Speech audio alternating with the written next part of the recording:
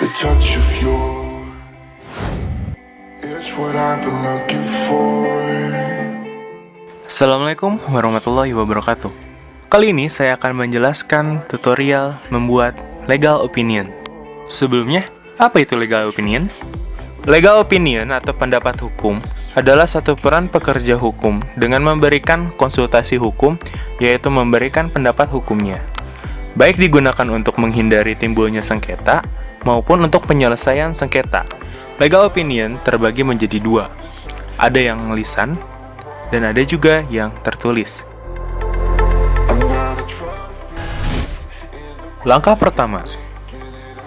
Pertama, kita harus menyiapkan sebuah template atau kop surat yang berisi keterangan nama dan alamat firma atau badan hukum yang mengeluarkan legal opinion tersebut. Tampilan template atau kop surat legal opinion juga dapat mempengaruhi klien. Semakin baik tampilannya, maka semakin profesional pula terlihatnya. Kalian bisa membuatnya menggunakan aplikasi CorelDRAW seperti saya, atau dapat membuat secara manual melalui Microsoft Word. Langkah kedua.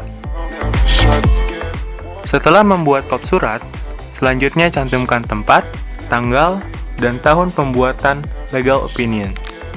Langkah ketiga. Cantumkan nama subjek hukum, tempat atau alamat, dan kota yang menjadi tujuan dibuatnya legal opinion ini. Seperti contoh yang saya tampilkan, kepada yang terhormat Nyonya Sri Hayu Radandan, Jalan Licin di Watu Hujan, nomor 2, Solo.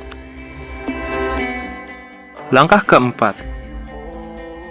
Tulis judul atau perihal mengenai tujuan dari legal opinion ini. Langkah kelima. Tulis identitas pemberi legal opinion. Identitas tersebut diantaranya adalah nama, pekerjaan, dan alamat tinggal atau kantor si pembuat legal opinion. Jika dalam contoh, saya menuliskan yang bertanda tangan di bawah ini, Fandri Hisyam Rizkullah SHMH, advokat dan konsultan hukum yang berkantor di Jalan R.E. Marta Dinata nomor 154 Citarum, Bandung. Pada dasarnya, semua orang diperbolehkan membuat legal opinion. Tidak hanya seorang advokat atau konsultan hukum saja yang dapat membuat pendapat hukum ini. Langkah keenam. Cantumkan pendahuluan. Pendahuluan ini biasanya berisi uraian singkat mengenai permohonan subjek hukum kepada si pembuat untuk membuat legal opinion berdasarkan kasus yang dimilikinya. Dalam contoh ini, saya menuliskan, sehubungan dengan permohonan Nyonya Sri Ayu Radandan mengenai pendapat hukum terhadap dugaan kasus wan prestasi dalam perjanjian hutang piutang, dan seterusnya.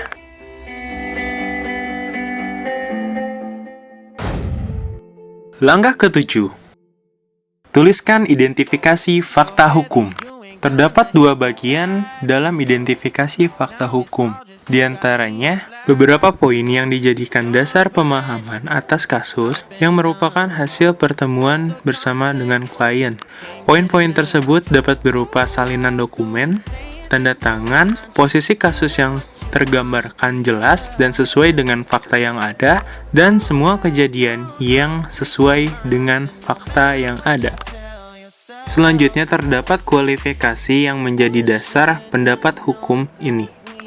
Seperti, pendapat hukum ini terbatas pada hukum Republik Indonesia, dan pendapat hukum ini diberikan berdasarkan hukum Republik Indonesia yang berlaku hingga tanggal diberikannya pendapat ini dan sepanjang pengetahuan kami, atau the best of our knowledge.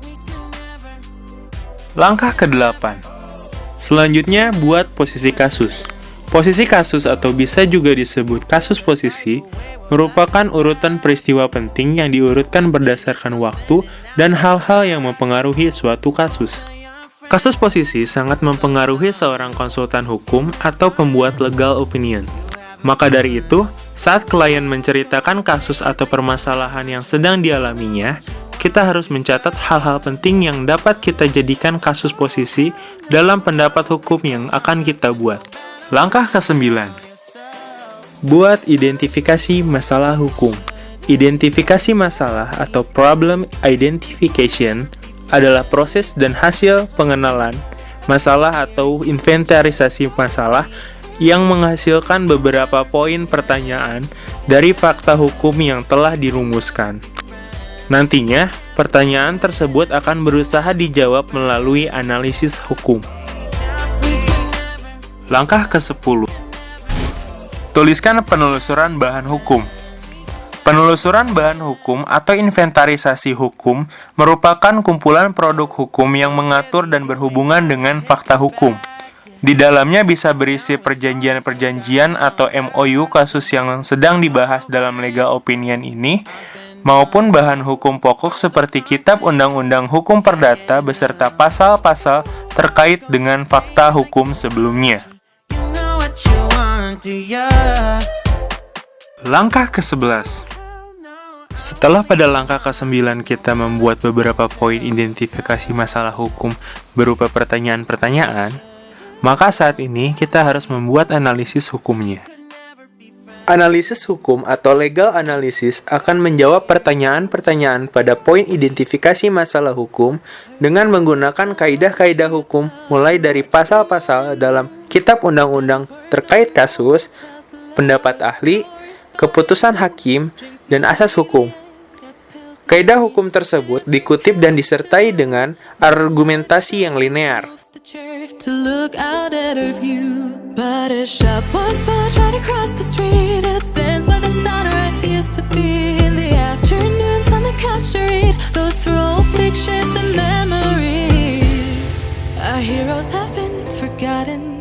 Our heroes so brave and bold. Our heroes have been forgotten. Our heroes so they got old. Our heroes have been forgotten. Our heroes so brave and bold. Our heroes have been forgotten. Our heroes so they got old. Our heroes so they got old. Langkah ke-12. Dari analisis yang telah dituliskan sebelumnya, kita dapat menyimpulkannya dengan pendapat hukum, sehingga jawaban dari identifikasi masalah sebelumnya dapat mudah dimengerti oleh klien. Dari contoh yang saya buat, saya memiliki 3 poin pendapat hukum yang menjawab semua poin pertanyaan identifikasi masalah hukum. Di antaranya, 1. Perjanjian hutang piutang tersebut dapat dikategorikan sebagai kontrak sesuai dengan 4 syarat sah kontrak dalam pasal 1320 KUH Perdata. 2. Penandatanganan perjanjian hutang piutang mengikat para pihak karena telah memenuhi syarat sah kontrak. Dan 3. Penunggakan terhadap perjanjian hutang piutang dapat dikategorikan sebagai uang prestasi. Langkah ke-13. Dalam langkah terakhir ini, tuliskan rekomendasi kita untuk klien. Rekomendasi ini berisi saran tentang apa yang harus dilakukan atau ditempuh klien dalam menyikapi kasus atau peristiwa hukum yang dialaminya. Demikianlah 13 langkah mudah membuat legal opinion. Terima kasih atas perhatiannya. Saya Fandri Hisyam, pamit.